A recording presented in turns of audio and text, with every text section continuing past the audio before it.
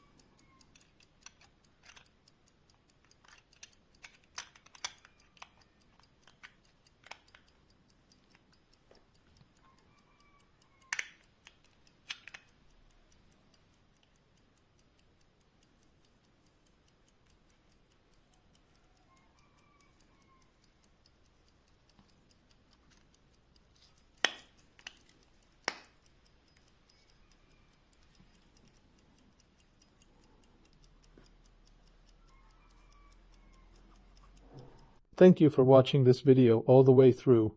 I hope you enjoyed it and found it useful. Don't forget to support the channel. Just hit like on the video and subscribe so you don't miss the next ones.